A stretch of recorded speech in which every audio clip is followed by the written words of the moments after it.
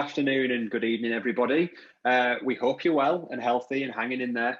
And let's crack on with the webinar today. My name is Gary Hodgson, and I'm delighted to be your host for today's iCoach Kids Shares live webinar, issue number 18, with me and Sergio Lara-Bercial, who will co-chair today's session.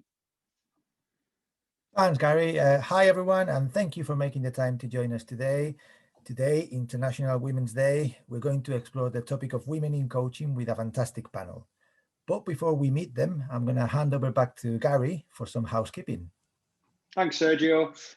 So let me take you through some basic family rules that we have here on the iCoach Kids Shares webinar series. So number one, make sure that you're respectful at all times. Make sure that you keep your camera and microphone off. Submit any questions that you have via the chat, and also feel free to post stuff on social media using the hashtag iCoachKids. Now, we're having some technical difficulties with YouTube today, so for those of you, well, they might not be here right now, but this will be uploaded to YouTube later this evening for everybody to watch on demand as and when they please. Back to you, Sergio. Thanks, Gary. So first of all, we're going to do a little bit of a scene setting for today. We're really going to explore a little bit why we need to talk about women in coaching. Okay, so let me take you through a couple of slides, really. Well, we know that diversity and inclusion are now very high on the agenda of sporting organizations across the globe. Okay, but we also know that although there's been improvements, particularly around participation and more women and girls taking part in sport, there is still a long way to go in coaching.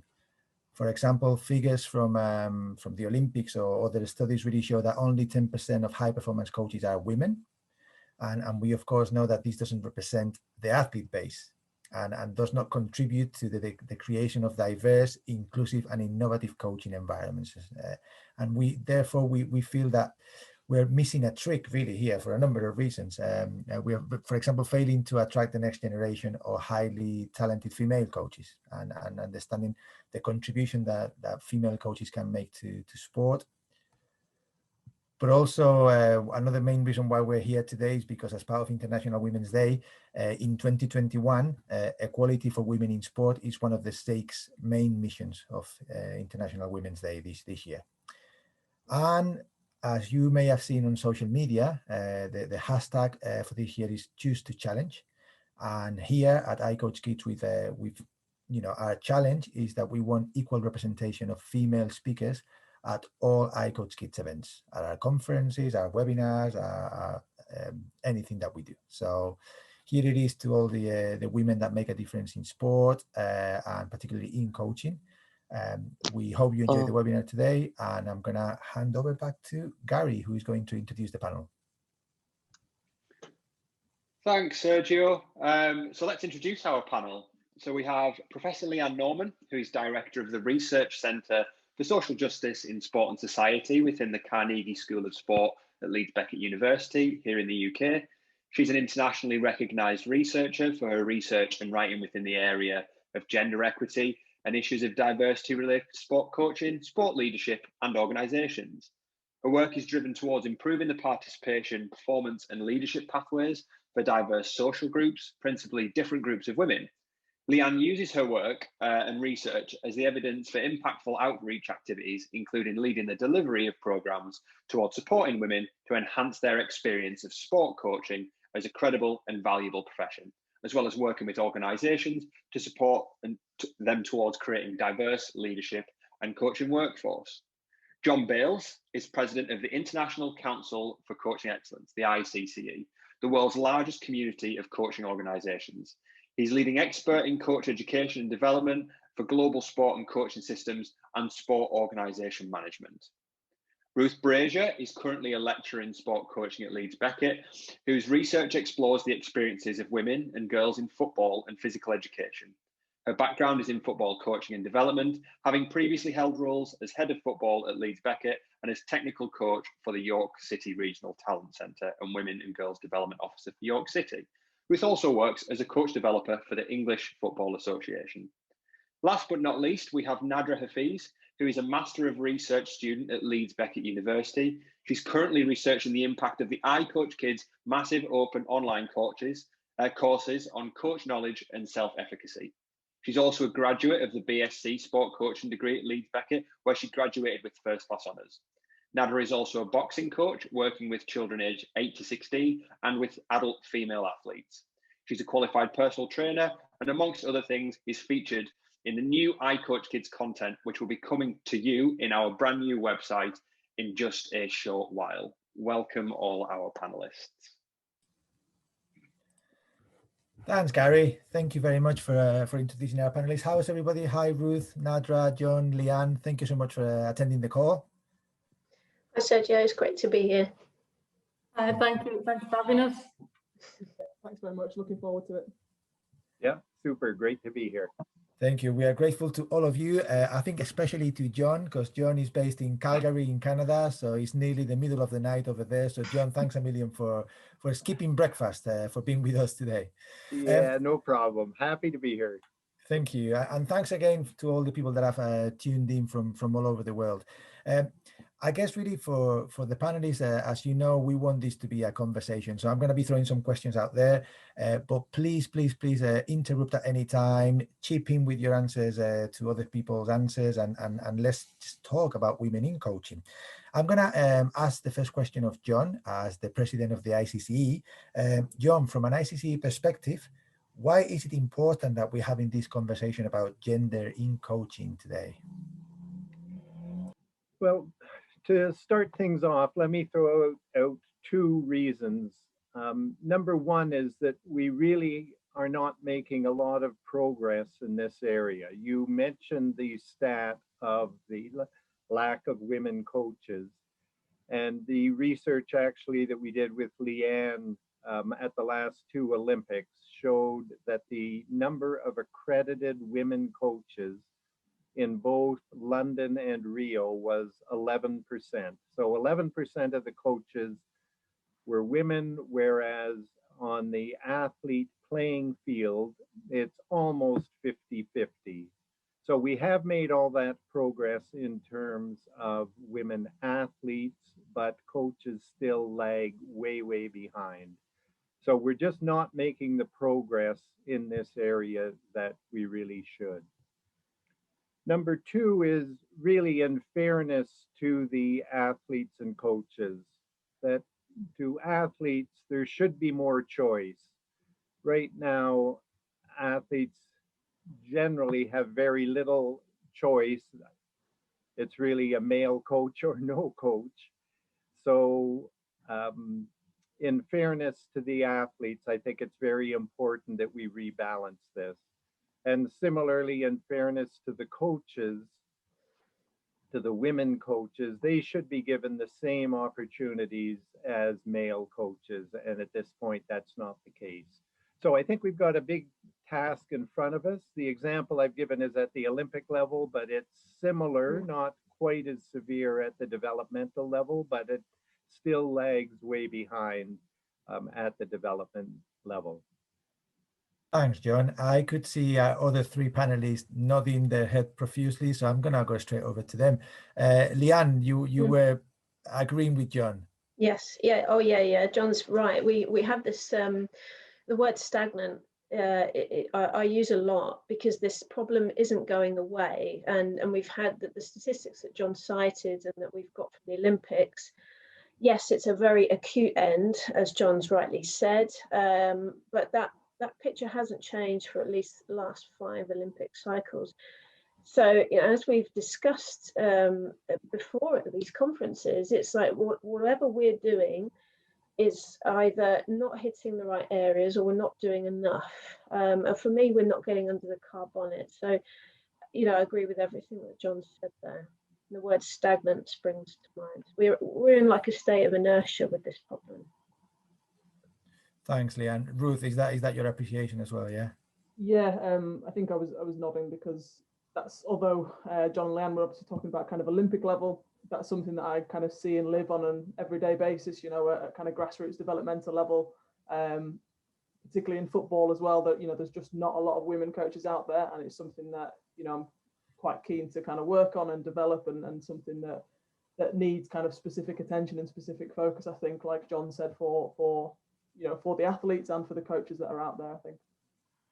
Thanks, Ruth. And I'm looking at Naadrah. Naadrah, you're a boxing coach. Yeah. How is it in coaching, in boxing, sorry? It's growing. The amount of females within boxing is growing. Don't get me wrong, boxing has had quite the history with females in boxing. It is growing, but as well, if you look at the ratios to the female participants to female coaches, it doesn't match up. Like, for instance, I'm the only female coach in my gym, and I've got quite a few girls and women that I'm coaching. It's slowly getting there, but it seems to be any progress that we are making is very slow. So I think that's something to look at and try to delve in a bit deeper. Thanks, Nadra. So that's what we're here to do today, to actually dig deeper. And I love the way you put it, Leanne, that we really are not looking under the car bonnet. So I wonder if you could explain or expand a little bit on what you mean by looking under the bonnet.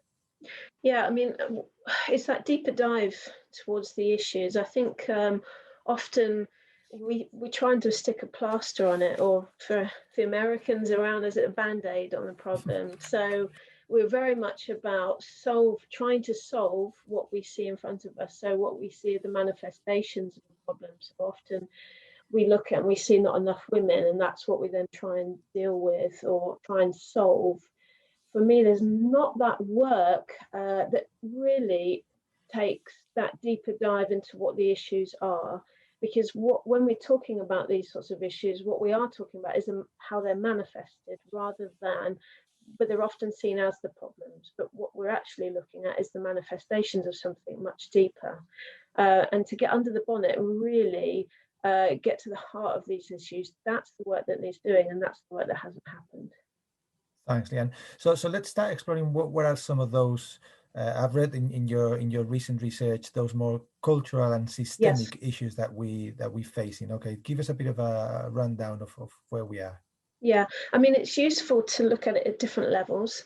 So the different types of issues. So of course we have the model that's often used from Levallois and Dutot. So the ecological model. So it's different levels are the individual, the interpersonal, the organizational, and then we have the societal. And a lot of our work within governing bodies and organizations has tended to gravitate towards the more individual level. And so you will find a lot of organizations putting on leadership development. I mean, the dreaded coaching confidence courses, because apparently women need more confidence, those sorts of interventions. And that's where a lot of the work has tended to focus. So the work really, for me, needs to aim more at the interpersonal, definitely the organizational. So more of the cultural issues that we see and the systemic issues. So the work that we've done recently that you've cited there, Sergio, with athletics, was some of the issues that the women were reporting were to do with gender, but actually a lot of them were the system itself that just didn't set itself up to support a greater, more inclusive, flexible way of working. For example, a lack of professionalization, which of course Sergio ties in a lot with your work, in that so coaches weren't being paid for what they were doing. There wasn't the reward and the value structure there for coaches, and it deterred a lot of people from wanting to progress or stay in coaching. And of course, if you're a woman, where that societal level and you're still expected to be the domestic, take those domestic duties as well as work, you need a job that rewards and pays, and you need a work pattern that is flexible and supportive of the way that you work and live, and that's just not there. So there's some of the cultural issues, systemic issues that women experience. Thanks, Leanne. And John, and do you recognize these issues globally? I know the study that Leanne did was in athletics in the UK, but are these issues that are the same around the world? Yeah, well, I think if we go back to the Olympic data, it's absolutely a global problem, and in fact, it's a bigger problem in some other areas, like in South America and parts of Asia. So it absolutely is a global issue. Yeah, and again, as well as global, Ruth and Naadrah, Ruth with your background in football and Naadrah with your background in boxing, again, do you recognize this same situation in your sports, not only in athletics? Or Ruth, you go first. Yeah, definitely. I mean, I guess a lot of what again Leanne is talking about comes to the fore in you know, these real life kind of practical situations, whether it is in the environments that we work within.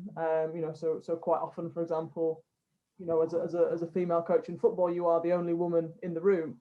So think about the environments that are created, the, you know, the potential hiring process that go into the desirable jobs, you know, access to coaching qualifications, which, you know, may be more or less accessible for certain groups within society. I think it's important definitely to, you know, to hit at those and not always just focus on, like Leanne hinted at, women lack confidence, you know, not to keep repeating that same old stereotype, which from the women coaches that I've come across is definitely not the case.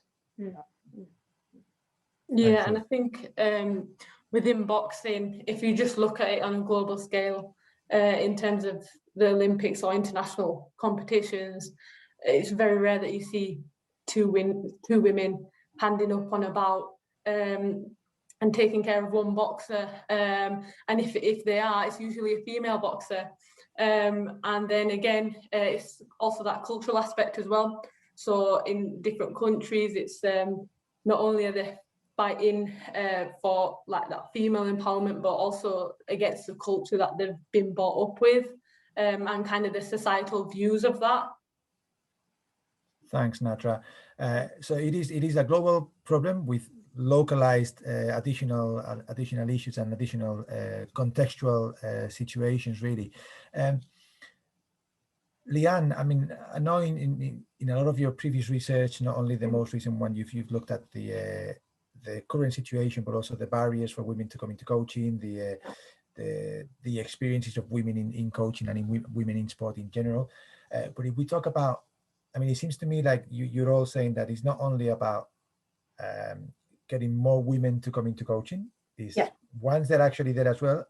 What's the culture like that is going to allow them to not only stay, because sometimes it seems like we're just happy for people to stay in coaching as opposed to allow them to progress and have work and job and life satisfaction, really. So talk to me initially first about those main barriers to joining. Okay, why women may, and I know you might say to me, no, actually women going to coaching is more the staying and progressing, right? But are there any barriers for women to join the coaching ranks and then we can get into the progression? I think that we've moved on from the days that there's very overt barriers, you know, like we don't want women here, and I think we're moving away from that. But that's not to say that those sexism and those biases are not there. They're more covert these days. I think for women getting into coaching, I think a lot of the problem actually is a lot of organisations don't join the dots very well, in that you have, like John said at the start, we do have a lot of athletes now. We have more women participating in sport than we've ever had before.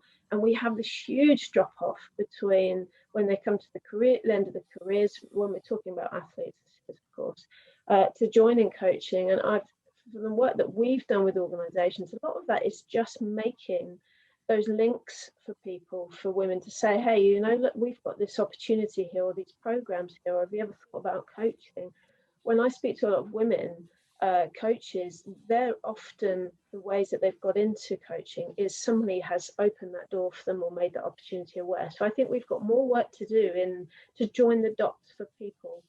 It's not a case of build something and they will come. I think we need to go out as an organisation or governing body to women in this case, or different groups of women, different communities that are underrepresented, and say, you know what, we've got these opportunities here and these programs, and these are the rewards and the incentives to get people in. Some sports, we still have this idea that it is for men. For example, boxing is probably a really good example of that. Wrestling, we've done some work with them. Actually, it's a very male image. I worked, and that deters people because they can't see themselves reflected back. As coaches, worked very recently with an organisation that have issues around racial equality, and actually, when you click on their website, it's very white. And that's a big, the branding of a sport is a very big issue. You need to feel that you can see yourself reflected back, and that when you go there, you're going to then feel included. So that's another issue, is then when we manage to get people there, which is huge, it's a complex initiative to do. It's not just a simple case of we've got this program here. But when you get people in the room, it's really important to connect people straight away when they walk in, to make people feel included and nurtured from the word go. So what we often have, and what we'll hear in the stories of the research, is tutors and coaches, coach developers, not really understanding the person in front of them, and not making those connections, and being able to make people feel included, different people feel included. So there's some of the issues. And that's a really interesting point that you make about, because a lot of these things are not, as you were saying before, it's not sort of in your face barriers. Okay, it's more kind of latent, dormant, that unless you know about it, you probably don't, you might not perceive them, particularly if you're in the in one of the privileged groups, if you're a male in that case. But those barriers exist. John, I know the ICC has a women in coaching group. At what state is that group at the moment, and what's the main focus of that group to support some of these issues? Yeah, so we've got a women in coaching committee that is really trying to bring attention to this issue and look for some of these solutions. And I think we've been talking around really the main focus of attention, that we've got to shift the dialogue and the problem solving to the environment that the women coaches are in. So most of the initiatives, as Leanne said earlier, is about helping the person, improving the woman coach. And that's still important. But what then happens is those coaches go back into an environment that really, in the worst case, is a hostile environment, and in the norm, it's not a supportive environment. So the initiatives and the effort has got to go towards trying to improve that environment. And what that means is things like the leaders within that environment have got to have as one of their performance indicators that they are supporting women coaches, that they have the objective to correct this problem. So we've got to put more of the emphasis on the current leaders, which are primarily men, to open things up. And people have talked about hiring processes, and there's a whole series of areas that it's really the male leaders are responsible for. And so we really need to get them on board in order to change this very stubborn problem. Thanks, John. Ruth, obviously as a football coach, and as a football coach, you've been coaching for a number of years, really. What's been your, well, let me take you all the way back to the beginning. Just tell us about why you started coaching, and how did that come about for you? If I'm being honest, it was kind of exactly like Leanne described. It wasn't, so I've played football for as long as I can remember, since the age of 4 or 5 years old. Never had a woman who coached me until about the age of 14, 15. So didn't, when I was thinking 16, 17, what do I want to do? Coaching never really crossed my mind until my coach at the time, who was actually, he was a man, very, very supportive, obviously. He kind of said, actually, I work at this organization down the road, why don't you come get a part-time job and see what it's about? So that's kind of how I got into coaching, but it's not something that I probably would have done off my own back, because I'd never seen, particularly in football, I'd never seen a woman coach me really, apart from, you know, the odd one. And that came quite late into my kind of developmental, kind of formative years. So it just wasn't the norm at all. And you have held some important high level positions, really, as a director of football, for example, for the university.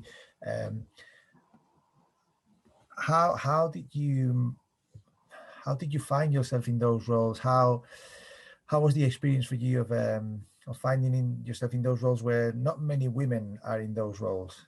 Yeah, I think it's almost two sides of the same coin. There's some challenges obviously associated with that, but also some positives, I find anyway. So obviously, you know, I find sometimes as one of the only women, and don't get me wrong, I have come across, you know, a number of really, really influential other women coaches, but more often than not, you're the only person in the room, or you're new into a position of leadership.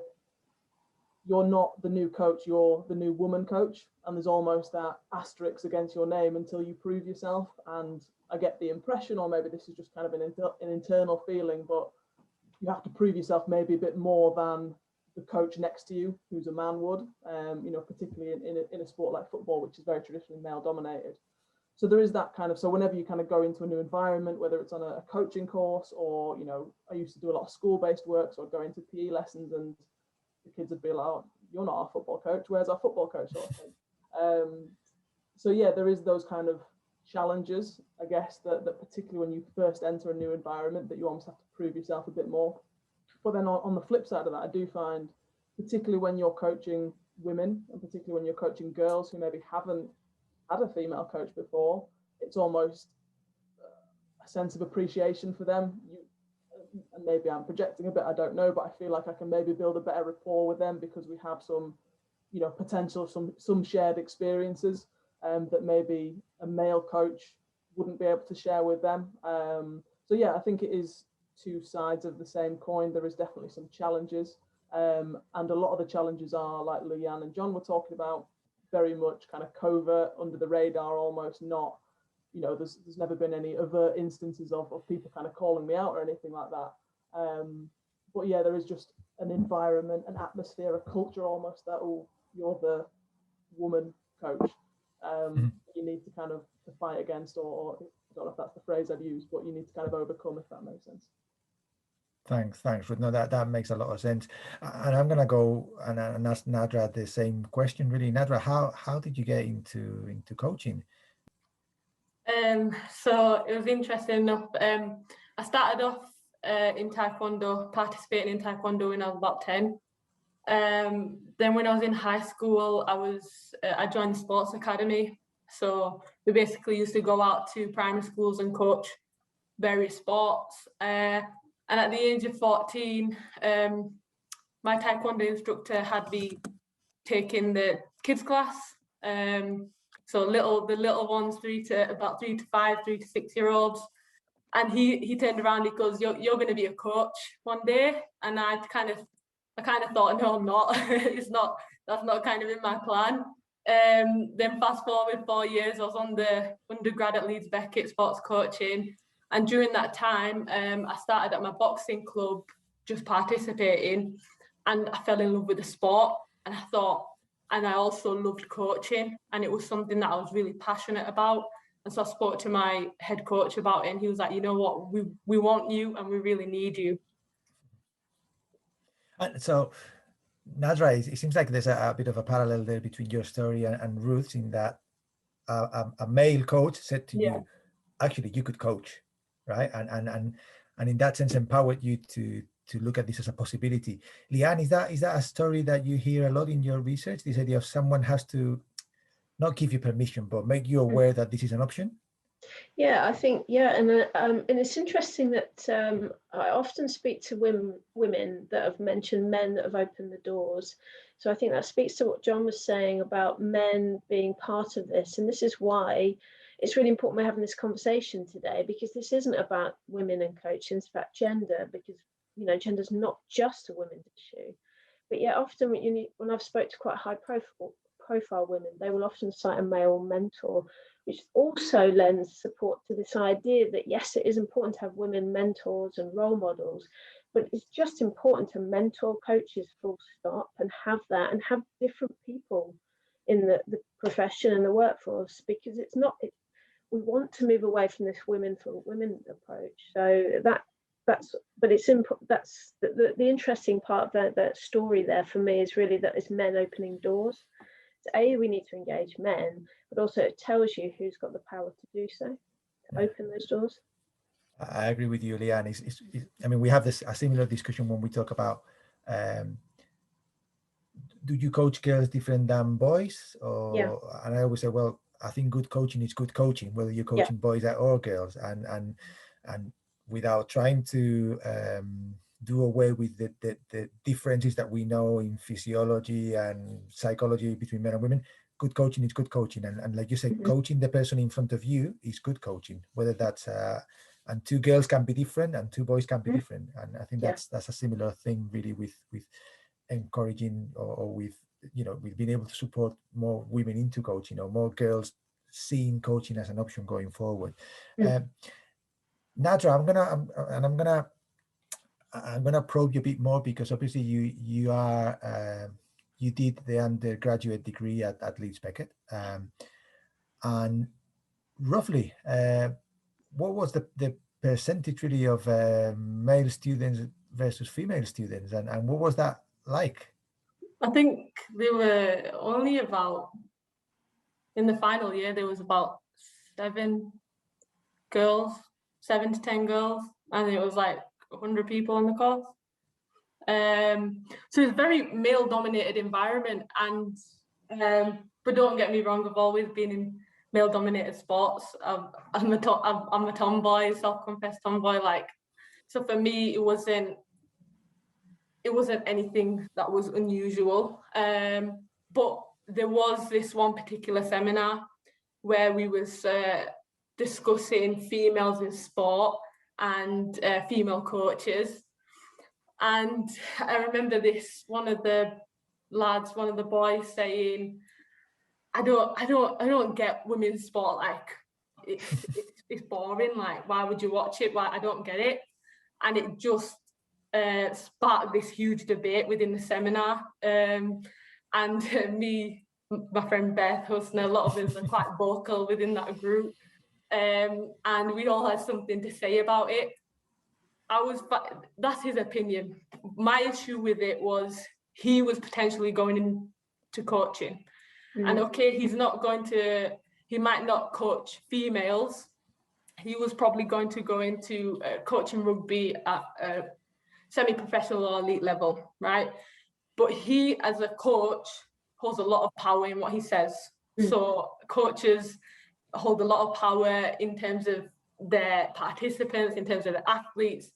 If you say your athletes don't take on what you say, you're lying. They do.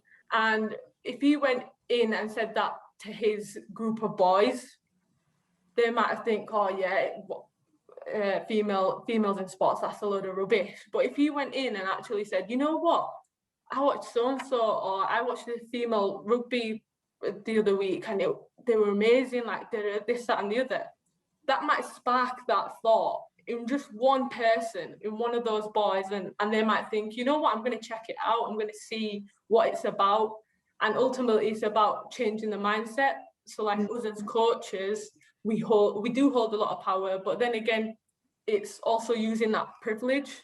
So I've been very blessed to have amazing men who have kind of helped me through my coaching journey. You know, whether it's I coach kids or whether it's at my boxing club, they've always championed me and championed that vision, and they've used their privilege to help me and to advantage as an advantageous thing, you know. And in the same aspect, I have the privilege now of being a female coach coming through in this generation, whereas Leanne's done a lot of research, and Ruth has been in coaching longer than me, and I know from female coaches that I have spoken to within the boxing profession, they're the ones who have done the research, they're the ones who have done the hard work of battering down that door for my generation. So now it's my generation's kind of opportunity to wave that flag and keep charging on to build that legacy for the next generation. So it's also about using that privilege in a positive way, because I don't think privilege is a bad thing, because it's a reality of life. It only becomes a bad thing when you abuse it. Thanks, Naadrah. I do hope that we've got that on tape. Okay, that we recorded that. That was really passionate, Naadrah, and he speaks. I mean, obviously I know you very well, but he speaks to your passion for coaching, and then to your passion for being a great role model like you are. So it's fantastic to hear you speak like that, really. So I'm gonna ask one final question, really, one broad question that any of the four can answer, really, and I really want to encourage our fantastic audience to ask questions. I can see that you come from very different countries and you may have different context and different experiences. Please come forward with some questions for the panel. Please put them on the chat and we will make sure that we ask those questions. But my main question was, okay, so we've talked a lot about the current situation and possibly the root causes that mean that we are where we are.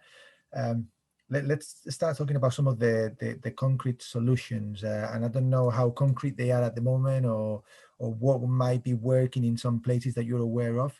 But where do we start? Who wants to take that on first? Yeah, let me just make a couple of comments about some of the things that are, I think, very positive in terms of some of the international aspects. The Commonwealth Games Federation has a very strong gender equity program and policy. At the Gold Coast Games in 2018, they ran a women in coaching apprenticeship program, brought women coaches from around the world together to the Commonwealth Games, and are really, I think, trying to bring about improvement in this area. Some of their recent announcements about the games in Birmingham, where there's actually going to be more medal events for women than for men, that there's going to be a real celebration of women's sport, where they're having the medal finals in 3 big sports. I think it's hockey, netball, and cricket, all on the same day, full television coverage. So I think that's really positive. The IOC Olympic Solidarity Program is providing the opportunity for women coaching courses, and have also set a quota that in their general coaching courses that 30% of the participants should be women. So I think the word is getting out, and that federations are starting to realize the importance and the need to address this. Yeah, I think. Thanks, John. Go on, Leanne. I mean, Nadra's talked about something, and that's come up is mindsets. And I think the most successful programs are those that are changing hearts and minds, because really at the heart of these are ideas and expectations about, for example, different groups of men and women. And that's what we need to target and tackle. We've mentioned it already, that if you can run some quite simplistic initiatives and programs to get more, because that's what we often hear, more women in, but it's harder to get women when different groups to stay and progress. And that's where the work is needed within the organizations themselves. You know, some culture change programs, that's where the work is needed, to change the way that we operate, our ideas that we have, and those systemic and those cultural issues that are so stubborn. I mean, that word's come up, and that is a really good way. They are stubborn, but we've got to change hearts and minds here. And we've got to take a more holistic approach to this. So yes, we can run courses, and the quotas are very good, but they've got to be part of a big jigsaw, and there's got to be different pieces at different levels, and that complexity is needed. I mean, some programs that work quite well are ones that are about embedding people in organizations, about providing experience to coaches, because often, for example, in football, the tide's changing quite quickly in football, and there is a drive and clamour for more women in women's football. I just like to add, not football generally, but women's football, there's that greater drive for women. But one big barrier that's holding clubs back, they're saying, is that women don't have the experience, you know, on their CV, and that's where men come in, and they've worked in the academy, so they've got what they call the hours on the grass. So those successful programs are ones about experiential learning and providing those placement and work-based placements. But what they're also doing is embedding coaches into those organizations, so it increases the visibility and changes those mindsets about what actually women and men can do in different groups of men and women. So there are some potted initiatives that are working quite well. You know, there's mentoring programs and swimming, for example. They work well because they match up with a mentor, and there's that sustained progress. But really, we're talking about culture change as well within the organizations. So you can put as many people, different groups of people, into an organization, but if it still runs the same way, so it's still got the same culture and the same system, you are just going to churn these people out in a few years' time, or not have a very good experience, or, for example, in one sport where people felt quite unwell in their role or unsafe. So it has to be hand in hand that if you're going to have different groups coming in and through, that we have to work within the organizations as well, so that they are safe environments, inclusive environments as well. It has to be more holistic. And that's where I think we're still lacking, and that's why this problem is so stagnant. Thanks, Leanne. The idea of being holistic, yeah, it's to me, it's key. Really, that is, like you said before, we can't really just put plasters over things. Really, we have to change the whole thing. And it's long. It's a long term. Yeah, long term, absolutely. Yeah. So Ruth, how do we, in your view, how do we? Because I mean, Leanne mentioned the C word, culture. Okay, yeah, that one. Did I say? Yeah, and that's a big word, and it's something that, you know, we sometimes talk about culture. Sometimes we talk about culture lightly, without really realizing how difficult it is to change a culture. Okay, how do we change a culture, Ruth? I mean, if I had the answer to that, then you'd be making a lot of money. Yeah, right now. I think it's a really, really tough question, and I think it is very much it's a long-term answer. I don't think you could just flip a switch and be like, oh, suddenly we're completely inclusive, you know, gender, race, ethnicity, culture, and everything. There are kind of increasing attempts to do it, but again, I don't know whether it's really changing culture, or is it just getting more people through the door who maybe look a bit different to 99% of the people. So again, in football, there is kind of increasing you know, roles within academies which are bracketed for women or for BME candidates. But again, does that change I'd be interested to actually see what the impact of those is in terms of, you know, culture change. Does it actually change the culture, or does it just give this person a year's worth of experience in the existing culture?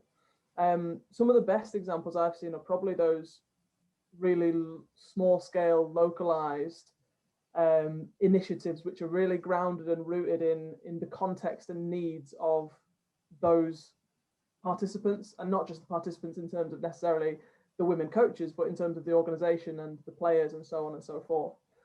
Because I think, you know, by doing that, you know, really targeting it, you can kind of hit at the needs that maybe go beyond gender. So recognizing that, you know, not all women are the same. There might be additional kind of barriers, challenges, issues, etc., etc. So some of the best examples I've seen are quite small scale. Now that in itself is a challenge, because how do you take that and apply it elsewhere?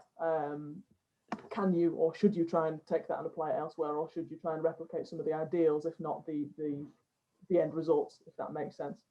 So, you know, whether that's, again, opening doors for people and encouraging female players, or whether that is mentoring programs, or, you know, shadowing opportunities, or talks in schools, or just having a woman visible and present, which can, you know, as Nadra was starting to say, kind of start to change ideas and change mentalities.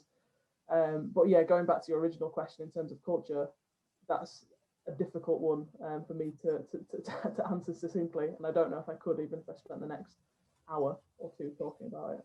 You could do another PhD on it. Yeah, no, not quite yet. Okay, thanks. Gary, I believe we have some questions from the audience. Yeah, we have a couple, and they kind of coincide with a couple of the last comments from our panel.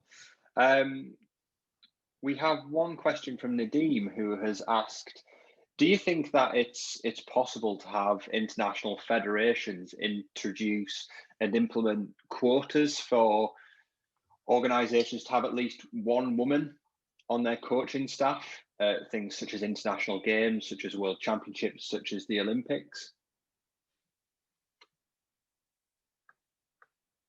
I don't know if anybody wants to take that one. Yeah,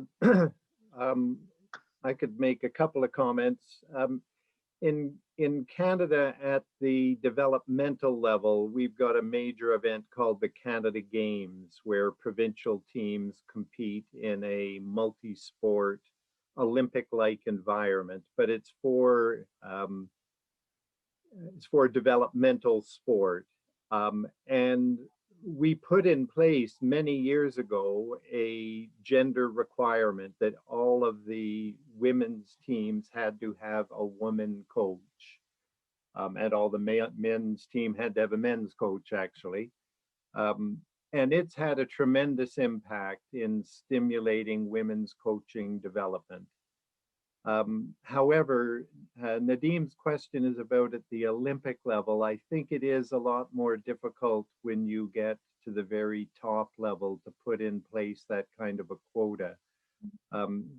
Certainly from my experience, the example of the Commonwealth Games running an apprenticeship program to bring women coaches into the environment and give them that experience that Leanne was talking about earlier. That experience is so important, but to require to have a quota system at the Olympic level, I think there would be very strong resistance to. But other ideas? Yeah, I mean, World Rugby have done something similar with their intern and elite coach intern program, and that's actually more than doubled the number of women on national coaching teams. I think it's about those people within those organisations making those changes, and we haven't had that leadership at that really broad international federation. I'm thinking about FIFA and IOC, because of, like John said, it'd be very complex, very difficult, and I think the resistance to it, there would be quite a lot of resistance to it. So we have to look at the more local and national levels, but I definitely see the merit in quotas, because I mean, as part of a whole program of changes, but I think what it does is it forces people, like Nadeem said, actually it forces people to make those changes, where sometimes you can't rely on goodwill and people are, you know, just doing it out of the goodness of their heart, or seeing the business or the moral case, that actually that push, because what it does then is it raises that visibility and forces organizations to engage with it. But we want to do it as part of a program of changes ideally, but we haven't had that at that broad, that international level yet. Thanks, Leanne, and thanks, John. Just moving to a question from Beth in the chat, who is asking that gender intersects with a variety of different factors, including sexuality and race, etc. How can we improve the experiences of women coaches that have some of these other intersecting identities too? I think it's a good question. I think it's on a broader scale. And I think, from my opinion, there is huge push in terms of diversity. But what Ruth, Leanne, John have all mentioned is inclusion. And inclusion is being overlooked. So at the moment, organisations are favouring diversity because guess what? It looks good. It promotes well. If you've got a diverse company, like suddenly you've got it all, but you haven't got it all. You know, it's like that quote that's saying that diversity is having a seat at the table, whereas inclusion is having a seat at the table, but also having your voice heard and valued. And I think in terms of the uptake of female coaches within these sports and then retaining them, the huge issue is, why aren't we retaining females in sport? It's because it's probably not an inclusive environment. They're either not getting supported, they don't feel like they're included, or they're not getting the same level of pay. All these factors play a part.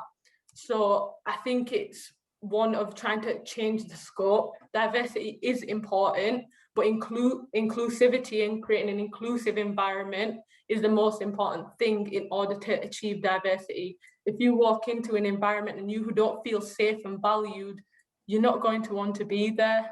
You know, I think one of the things that connects with me the most is when I first started boxing, I walked into my gym, they were all men.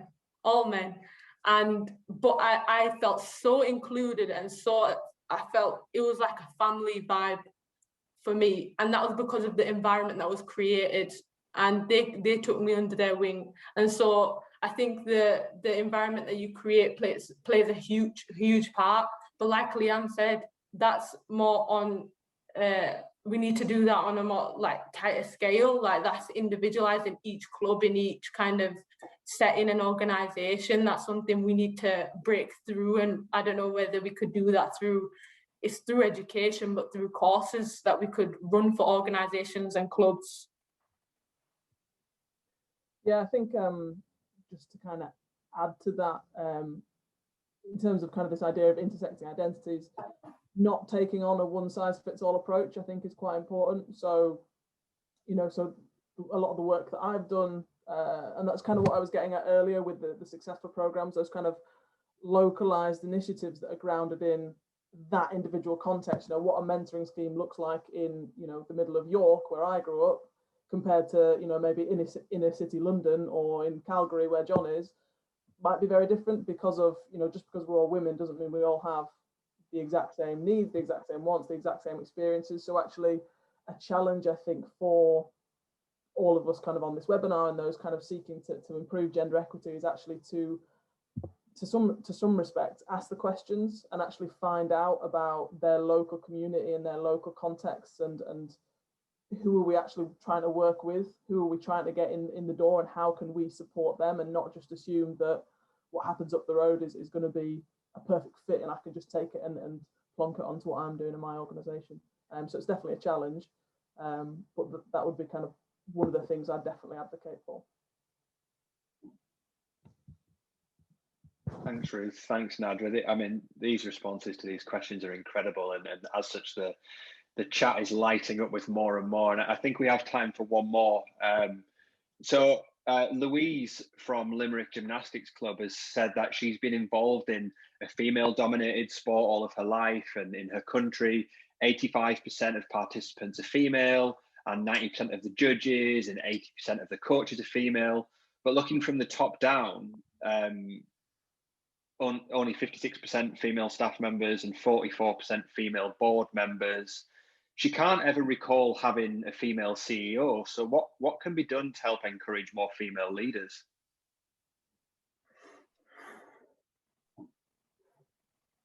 Well, I would probably turn the question on its head. I would want to know what the organisation's doing to encourage, to engage with women, and what they're doing to support. I mean, there's obviously, I mean, we talk about bottleneck. There's something, and that's a really good example, and a fantastic example of how we've got this amazing talent pool, and yet there's this trapdoor where women are falling down and not making those progressions through to the board level or in the, you know, staff level.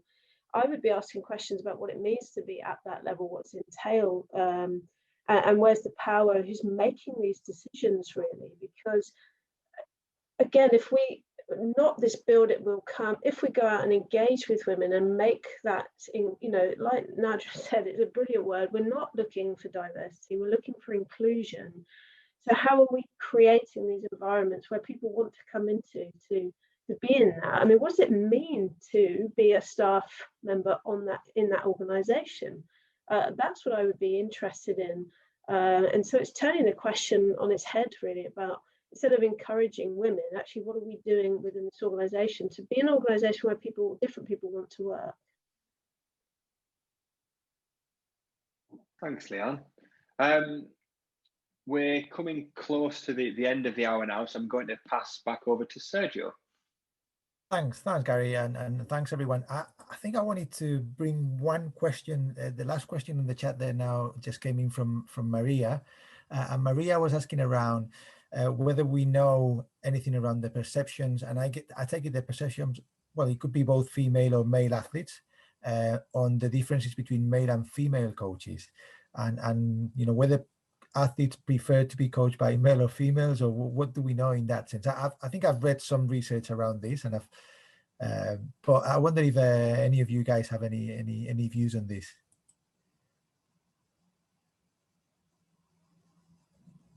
From a research perspective, yes, there is. It depends on the sport and context, which is another thing to think about. The context is really important. We do have research that shows that both male and female athletes are resistant to women coaches.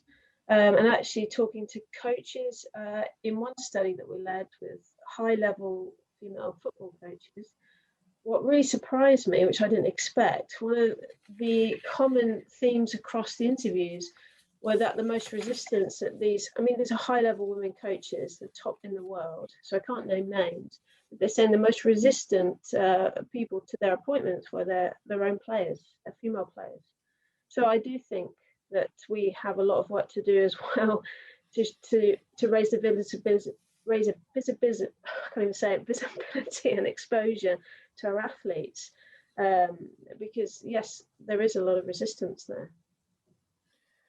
Yeah, go on, Naadrah. Yeah, I think that comes down to representation.